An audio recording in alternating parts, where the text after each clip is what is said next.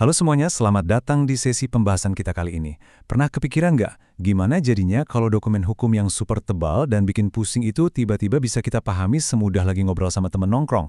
Nah, hari ini kita bakal membedah sebuah konsep yang keren banget, namanya sintesis nalar buatan. Kita akan lihat gimana AI atau kecerdasan buatan sekarang dipakai sebagai antarmuka bahasa alami buat ngurusin kontrak hukum yang rumit. Dan asal tahu aja ya, ini tuh bukan fiksi ilmiah lagi, ini beneran lagi terjadi sekarang. Kita bakal bahas tuntas data, fakta, dan gimana teknologi ini ngubah cara kita bersinggungan sama dunia hukum. Nah, ngomong-ngomong soal AI di ranah hukum, yang paling bikin penasaran tuh janjinya kan? Kita sering banget dengar klaim-klaim manis kayak, wah AI bakal gantiin pengacara, atau semua masalah kontrak beres dalam sedetik. Tapi tunggu dulu, disinilah kita perlu narik rem dan lihat realitanya. Pembahasan kita hari ini benar-benar berakar pada bukti empiris, bukan cuma teori kosong apalagi sekedar trik marketing. Kita bakal bedah peluang nyata, batasan-batasan kerasnya, dan data yang diambil langsung dari 80 studi kasus di tingkat global. Jadi siap-siap ya buat lihat apa yang beneran berhasil dan apa yang cuma sekedar hype doang. Biar diskusi kita terarah dan asyik, mari kita lihat dulu peta perjalanannya. Agenda kita hari ini punya 6 poin utama. Pertama, kita bakal pisahin mana yang mitos dan mana yang realita. Kedua, kita cari tahu kenapa AI generik tuh sering banget gagal di ranah hukum. Ketiga, gimana AI bisa jadi jembatan pemahaman. Keempat, kita lihat bukti nyata dari demokratisasi akses hukum. Kelima, kita bakal bahas hambatan strukturalnya. Dan terakhir, kita susun peta jalan adopsi strategis buat masa depan. Rutenya udah jelas banget ya, dari sekedar hype menuju realitas berbasis data. Yuk, kita mulai? Kita masuk ke bagian pertama, mitos versus realita nalar buatan. Kita harus mulai dengan menyaring bukti dari kebisingan di luar sana. Gini ya, di dunia teknologi hukum sekarang tuh banyak banget noise atau kebisingan. Tiap hari kayaknya ada aja perusahaan baru yang keluar-keluar udah merevolusi dunia hukum pakai AI. Makanya, langkah pertama dan yang paling vital buat kita adalah bisa misahin mana fiksi marketing dan mana fakta ilmiah yang beneran teruji. Kredibilitas data yang mau kita bahas ini nggak main-main loh. Bayangin aja, proses penyaringannya tuh masif banget. Dimulai dari 138 juta makalah akademik. Dari situ disaring jadi 5.000 literatur awal, diperas lagi secara mendalam jadi 309 makalah, sampai akhirnya kita dapat 80 sumber referensi yang paling relevan. Semuanya dari kuartal pertama tahun 2023 sampai 2025. Intinya, data yang bakal kita ulas habis ini adalah bukti yang benar-benar solid dan nggak terbantahkan. Masuk ke bagian kedua. Akurasi menuntut adaptasi spesifik. Di sini kita bakal lihat kenapa AI generik malah gagal total di dunia hukum. Disinilah banyak banget perusahaan yang bikin kesalahan fatal. Mereka mikir AI itu semacam tongkat sihir yang bisa nyelesain semuanya. Tapi, ada satu terobosan pemahaman paling penting dari literatur yang kita kaji, kalau udah masuk ranah hukum, konteks itu segalanya. Gini, AI yang pinter bikin puisi belum tentu pinter disuruh baca kontrak bisnis miliaran rupiah kan? Perbedaannya jomplang banget. Kalau kita pakai AI buat nerjemahin dokumen hukum tapi tanpa ngasih konteks sama sekali, akurasinya langsung terjun bebas ke angka 8,3% doang. Terus, kalau kita pakai AI generik standar yang biasa kita pakai sehari-hari, mentoknya cuma di 36%. Kenapa? Ya karena hukum itu punya nuansa yang super kompleks. Tapi coba lihat, pas kita beralih ke AI yang spesifik untuk domain tertentu, misalnya chatbot yang emang dilatih khusus buat industri konstruksi, akurasinya langsung meroket ke 88%. Ini bukti nyata kalau model AI yang umum bakalan kalah telak sama model yang benar-benar terspesialisasi. Nah, pada tahap awal alias tahap penciptaan ini, angkanya beneran luar biasa, 99,68%. Ini adalah tingkat akurasi untuk tugas-tugas terstruktur, kayak mendeteksi celah kerentanan pada kode yang sangat spesifik. Jadi poin krusial yang bisa kita ambil tuh ini, kompleksitas adalah musuh terbesarnya AI generik. Buat dapat hasil yang benar-benar bisa diandalin sama bisnis atau institusi hukum, yang namanya adaptasi domain mendalam itu bukan sekedar fitur tambahan, tapi syarat mutlak. AI-nya harus banget dilatih secara intensif pakai kosakata, preseden, dan struktur industri yang spesifik banget. Kalau nggak gitu, ya jangan harap bisa akurat. Lanjut ke bagian ketiga, menjembatani pemahaman hukum lewat 3 kerangka kerja abstraksi AI. Kalau AI-nya udah super akurat, pertanyaan logis selanjutnya adalah, terus gimana caranya si AI ini ngomong atau ngejelasin hasil yang rumit itu ke kita? Kita-kita yang manusia biasa ini kan belum tentu punya gelar sarjana hukum ya kan? Disinilah AI bertindak layaknya penerjemah andalan kita. Ada 3 cara utama gimana AI menyederhanakan hal-hal rumit ini. Pertama, ada arsitektur berlapis, yang misahin bagian kesepakatan antar manusia dengan eksekusinya si AI. Kedua, model berbasis proses, yang mecah masalah ruwet jadi rencana demi rencana. Tapi coba deh kalian perhatiin bagian integrasi neurosimbolik. Ini nih masa depannya. Konsep ini ngegabungin logika simbolik, alias aturan-aturan hukum yang kaku dan baku, sama kemampuan neural atau otak generatif AI yang kreatif. Ibaratnya tuh kita nyatuin hakim yang saklek sama aturan dengan seorang komunikator yang asik diajak ngobrol. Hasilnya, arsitektur hibrida yang luar biasa brilian. Terus gimana penerapannya di dunia nyata pas masuk ke tahap pemahaman? Coba deh lihat deretan kode di sebelah kiri itu. Pusing nggak lihatnya? Mata telanjang kita mana ngerti baca gituan? Itu namanya bytecode kontrak pintar.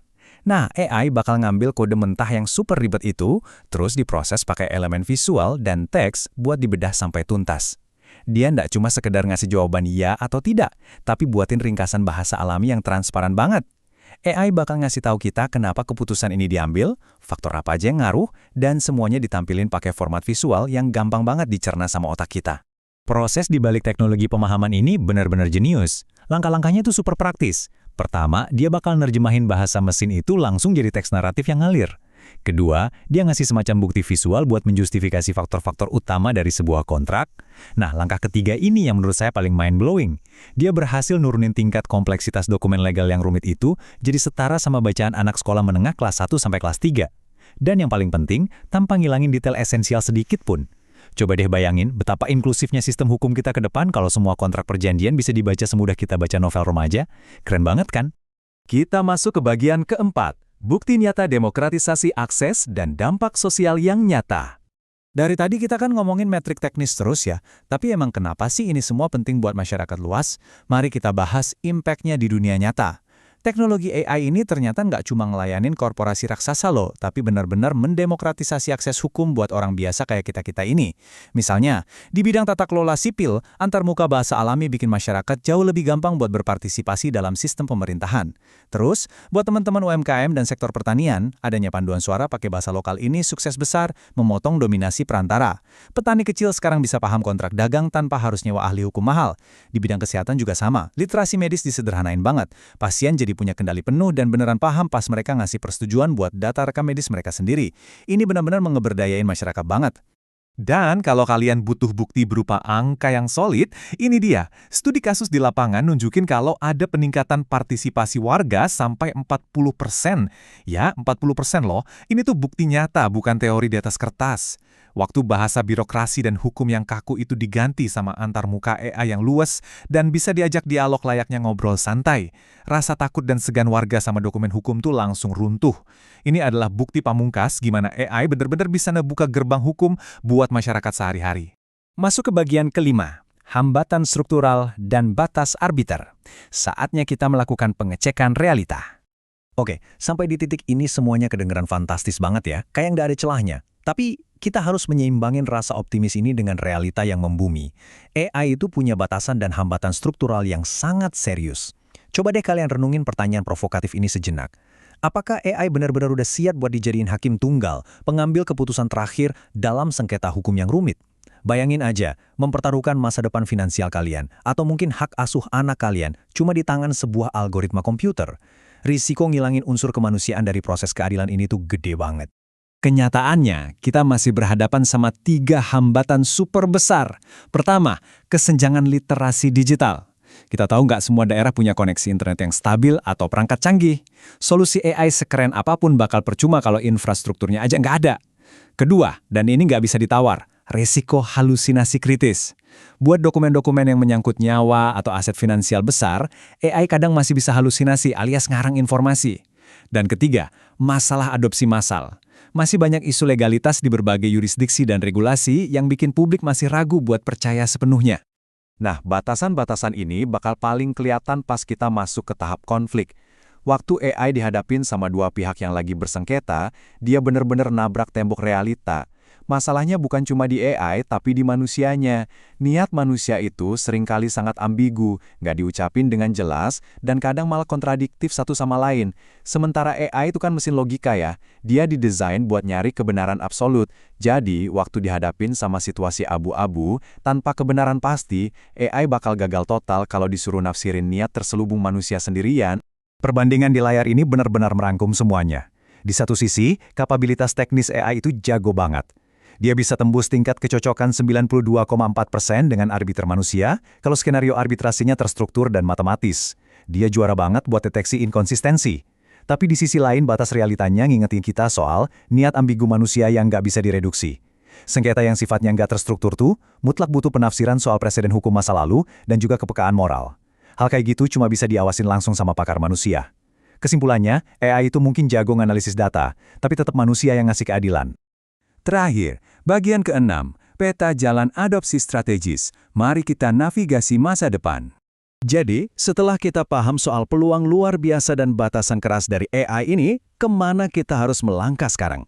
Gini, ada 3 langkah strategis yang terukur buat adopsinya. Langkah pertama, tinggalin AI generik. Tolong, jangan pakai model bahasa umum buat ngurus tugas hukum murni. Kalian harus mulai investasi di AI yang khusus dilatih untuk domain itu.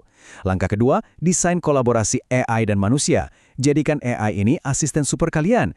Biar dia yang ngerjain draft rutin dan nerjemahin bahasa awal yang ngebosenin itu. Supaya pakar hukum bisa hemat energi dan fokus penuh buat nanganin kasus yang ekstrim dan ambigu. Dan langkah ketiga, prioritasin pengujian dan riset secara berkala buat meminimalisir anomali teknis. Ingat ya, ini soal kolaborasi yang harmonis. Sebagai penutup sesi kita kali ini, saya mau ninggalin satu pemikiran akhir buat kalian renungkan. Setelah kita sama-sama lihat bukti empirisnya tadi, mulai dari pentingnya akurasi domain spesifik sampai hambatan soal ambiguitas manusia, coba tanya ke diri kalian sendiri. Apakah kita udah siap buat ngubah mindset kita? Bisakah kita mulai percaya sama AI, bukan sebagai entitas fiksi ilmiah yang mau ngegantiin kita sepenuhnya, melainkan sebagai kolaborator hukum terbaik kita? Karena masa depan manajemen kontrak itu bukan lagi tentang manusia ngelawan mesin, tapi tentang manusia yang diberdayakan oleh mesin untuk nyiptain sistem hukum yang jauh lebih efisien, transparan, dan yang paling penting, bisa diakses oleh siapa aja.